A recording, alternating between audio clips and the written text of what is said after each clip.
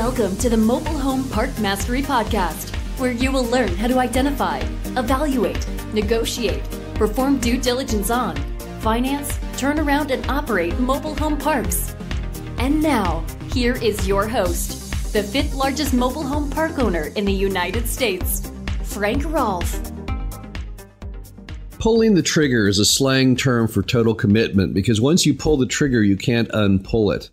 This is Frank Rolfe, the Mobile Home Park Mastery Podcast. We're going to be talking about pulling the trigger on a mobile home park deal, which means basically going to closing, signing the documents, giving them your money. So how do you align yourself properly? What are the current steps you should take before you should pull that trigger? Well, let's start off with doing some very, very smart financial calculations. And I call this best case, worst case, and realistic case. Let's start with the worst case. Put on your pessimistic hat. What's the worst that could happen here? You're looking at buying a mobile home park. It's probably got at least 10 or 20% vacancy. You probably planned on filling those lots, but let's assume that you can't, that you don't. Also, there may be other cost-cutting measures, other assumptions you're making in your budget. What if those go awry? What if you can't hit those? Effectively, your worst-case scenario should be what happens if everything you plan for fails. Now, you can't take it to too big an extreme. If we all said our worst case in driving our car was we're all going to be hit and killed, we couldn't drive our car. So you can't go full bore pessimism. But there are certain assumptions you make in any real estate purchase that you might be able to scale back a bit and then see what the net effect would be. Can you, in a worst case scenario, if you don't fill those lots, if you don't raise the rent, can you still make your mortgage payment adequately? You still have that ability to pay the bills and to feel good about life.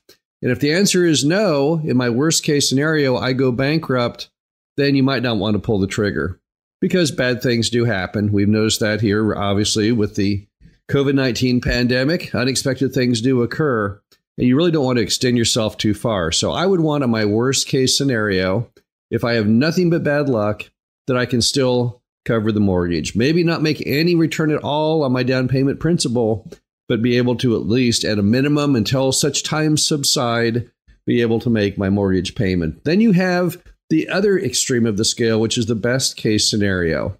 In this scenario, everything works perfectly. You fill every lot. You raise all the rents. You cut all the costs. Everything is going perfectly. Is that really that impressive to you? Is that best case scenario really enough money, enough profit, enough enhancement of value to make you want to go forward or not? Are you excited about it? Is it a big deal to you? I want to say, obviously, in my best case, I want to see something that would even make the pessimist an optimist. And then in between those two, you have the realistic case scenario. Now, the realistic case scenario is kind of a hybrid. You get some of the things you hope for accomplished, but others you don't. It's kind of hard to say what the realistic would be. You could say, well, let's go to the middle between those two gaps. But that depends on how much of that is left up to chance or luck, and how much of it is simply the fact that you raise the rent, which you can because there's no rent control law in your state and you're just following the law. So if you look at your best case, which should be amazing, your worst case, which should be survivable, and your realistic case, which should still be a success, okay, then you've passed that step and you're one step closer to pulling the trigger on the deal. Then, have you done all of your due diligence homework? Is all of that been completed?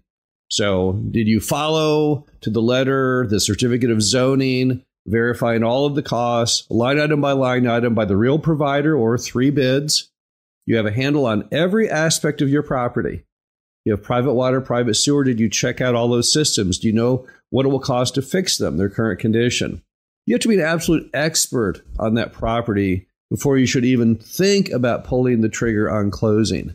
So did you do it? Did you do the homework? Do you know all the market comps? Do you know everything about the property? If the answer is yes, I did, I've done great due diligence, then you can move on. Remember, Ben Franklin said that diligence is the mother of good luck. So again, to be successful, to feel good about pulling the trigger, you've got to have all your homework done in the due diligence department. Number 3, let's look at the risk-reward scenario and just make sure it's healthy. We all know that Sam Zell is a huge disciple of risk-reward management. He, in fact, is the largest owner of not 1, not 2, but 3 sectors of real estate: office, apartment, and mobile home park. He even wrote a book on it called Am I Being Too Subtle? His business card even has risk reward on the business card. What is risk reward? It means that if a deal has lots of reward and very little risk, you should always do it. If it has lots of risk and very little reward, you should never do it. There needs to be a healthy relationship between those two things. So if you're going to take risk, if you're going to buy a park that has a lot of lots to fill or other problems, and you're going to fix that, you should get a huge amount of reward. And similarly, if you're buying a property that doesn't have a lot of risk to it, then your reward doesn't have to be that great. But you cannot be involved in buying things that has a lot of risk, but not a healthy amount of reward for the trouble of doing it. Now, where do you fall in trouble in this formula typically? Well, you know where. It's from the seller. Some sellers want you to get into an uncomfortable position regarding risk and reward. So they want to factor in all of these risks as though they were a certainty and that they didn't exist. They may price into their model the fact that you fill 10 or 20 lots to come up to the price of what they want to get. Or maybe those rent increases you were going to do that should have got into your pocket, they're going to go to the seller's pocket because he's priced it as though those rent increases have already occurred. Don't do that to yourself. You've got to have a very healthy balance between risk and reward. You cannot have it any other way. If your risk reward is out of kilter, what's going to happen is you're going to put yourself in a very, very bad position because you may not attain everything that you were banking on. And as a result, it will be hard to explain to anyone why you did the deal. There are deals that have been done like that across America over the years by buyers who got in way over their heads as far as not truly evaluating the relationship between the risk and the reward in the deal. But if your deal has a reasonable correlation between risk and reward, higher the risk, higher the reward, then you can proceed to the fourth item before you pull the trigger. And the fourth item is kind of the hardest to really put your finger on, but that is having a positive gut feel about pulling the trigger. Now, if you've ever seen a documentary on how a naval ship works, typically you have all of these guys on the boat with little computer monitors screaming out bits of data, and the captain of the ship standing in the middle, pondering the data, writing on an erasable board his thoughts. And they do that in the Navy because at any given moment, if there's a nuclear attack, the computers will go out, and the captain's going to try and run that ship just based on his grasp of the facts and his memory of where they were at. But also the reason is the human mind has more potential at this moment than if they were to merge all those computers together. Your mind is able to take into account more bits of information and make better decisions typically than a computer can. And we call that gut feel, because your brain is at all times giving you a continuous stream of data. But if you'll only listen to it, there's a real problem when you're buying mobile home parks and you don't have a positive gut feel. And the problem typically stems to the fact that your brain is trying to warn you that you should not do this. There's danger ahead. There's a problem. In the past, I have failed on one occasion to follow my gut feel.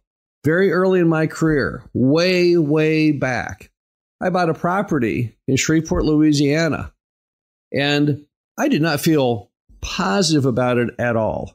I was moving forward because I had a broker calling to say, when are we closing? I had a seller saying, when are we closing? I had the bank saying, when are we closing? The title company, hey, when are we closing? And I couldn't really put my finger on why I just really wasn't enthused. I thought, well, maybe I'm just, in a grouchy mood, but I just didn't want to do it. Just didn't want to drive to Shreveport, didn't want to sign up the papers for whatever reason it might be. And in the end, it turned out I was totally correct. That park was a disaster. I was able to fortunately sell it off and get my money back. But had I only listened to my basic inner gut instinct, it would have saved myself a huge amount of time and trouble. There's nothing more embarrassing than buying a deal, doing the work on the deal, and then selling it for what you have in it, because you wasted all of that time, and that time could have been spent on a different deal that could have been more successful. So the final item before you pull the trigger is, what are you thinking? How are you feeling? Are you excited? Are you happy? Are you feeling good about buying this mobile home park? Or are you kind of filled with dread and really not that excited? And if that's the case, pump the brake for a moment. Try and figure out what is it exactly about the deal that you do not find comforting. What is the problem here? See if you can analyze it. Go back to basics. Recheck. Did I really do all my proper due diligence book work, or is the problem that I didn't? Then I have this nagging feeling that there may be something lurking that's wrong. Or did I not really look at my best case, worst case, realistic case scenario? And lo and behold, no, wait, I can't do this because that worst case scenario would sink me. Or is the nagging issue the fact that you think the risk and reward isn't fair? You're maybe taking too much effort, too much danger without the necessary amount of upside. But whatever the reason is, you've got to have everything in alignment, including feeling good, before you pull the trigger. Now, if you've done all 4 of these steps and everything is pointing yes, do it, then by all means don't hold back, because you've taken all of the effort necessary to succeed.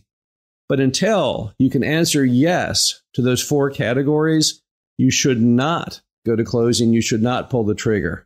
Do you have the capability of getting this pulled off? Of course you do. It's just effort. It's just work. It's just knowledge. But yes, you can definitely do it.